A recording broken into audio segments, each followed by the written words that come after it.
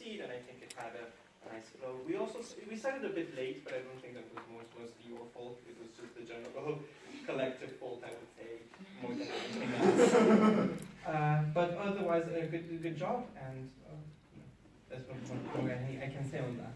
The table topics master, Mary, I think your table topics were really nice. They were really creative, and they allowed for some really fantastic, let's just say, scenarios to be presented, like the nurse and the astronaut who's afraid of space, and the popcornless moviegoer. And I think you did a good job by giving us the tools to be able to create some pretty interesting table topics. So great job. Maria, there's not much to say about the table, the timekeeper.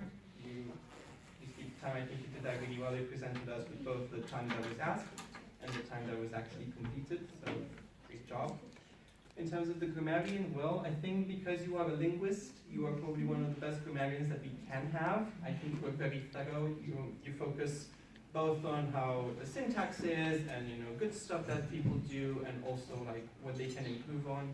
You obviously counted also the likes. I don't know if that's a pet peeve of yours specifically, or it's just something that was more like for the fun of it, I suppose. But I think you did a good job. I think you were informative and you gave good feedback from grammar's standpoint, which we don't always get when grammarians tend to evaluate people. Going on to the hesitation counter, Jonathan and Will had a bit of a competition when it comes to likes, and I think that was pretty interesting. But I also think you counted all the other hesitations, so's, and you are very descriptive to the people that were making these and how they could stop, or how they could tailor their own personal hesitations, because different people sort of hesitate differently. I don't know if that makes a lot of sense, but it tends to happen.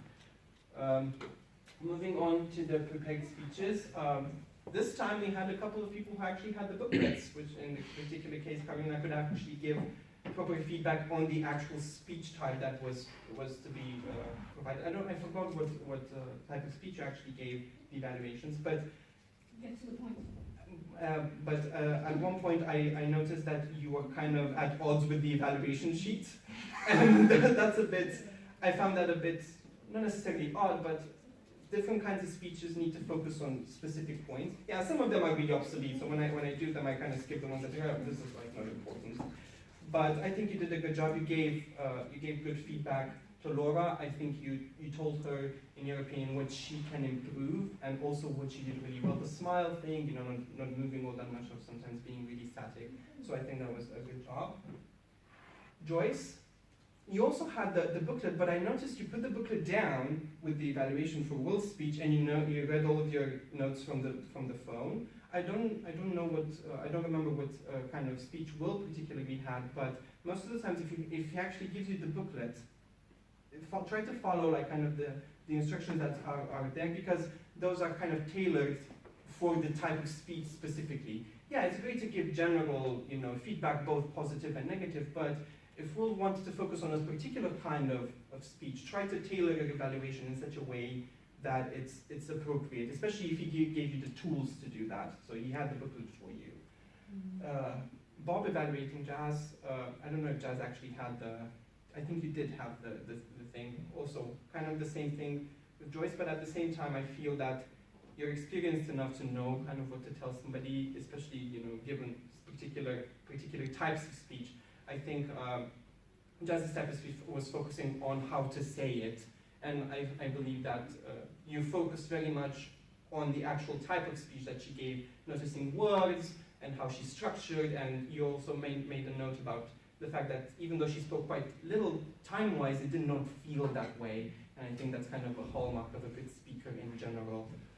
Moving on to Paul, kind of the same thing with Khadija. Even though Khadija has given a speech before, it wasn't her first speech, it was her first icebreaker. I don't know what the other speech was, because I think it was long ago that it was given, but I think you gave very targeted feedback for an icebreaker. You made it clear that you were evaluating an icebreaker and not just some generic speech or a different kind of speech, and I think that's very important in our course specifically, because we try to make people understand that there are different ways of passing on information. And sometimes you need to focus on your hand gestures, on your vocal variety, on your stage presence, on how you structure the speech.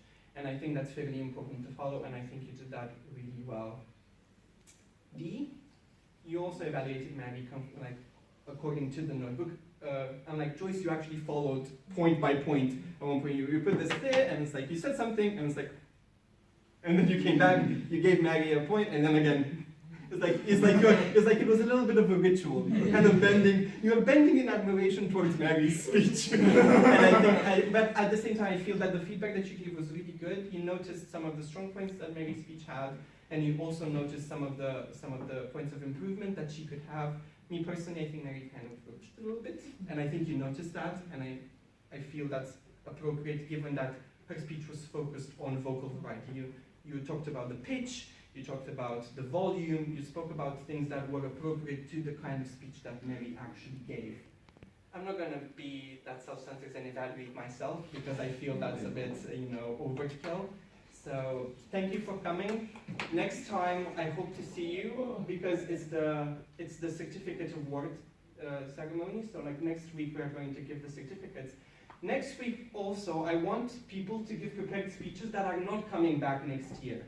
I want people to tell us what their prospects are after university, where they want to go, what they want to do. So if you give a prepared speech next week, which is going to happen in the first part of our session, please tailor it around, the future, what you want to do after your university experience. Maybe tell us, how you liked it here, what you want to improve, stuff like that. Because I think it can give us a bit of insight into what Essex meant to you, and sometimes that can differ from one person to another, and I think it's fairly nice, and it's fairly important, to reminisce a little bit, as well as kind of like form a conclusion to all of this journey that we went on through together. So, aside from that, I don't know exactly what. Who Yes. will be probably here next week. Hopefully. The order went through. Another thing? I don't think we have anything else. I think we should be fine. Where are we meeting next week? I don't know. I do know, but I don't.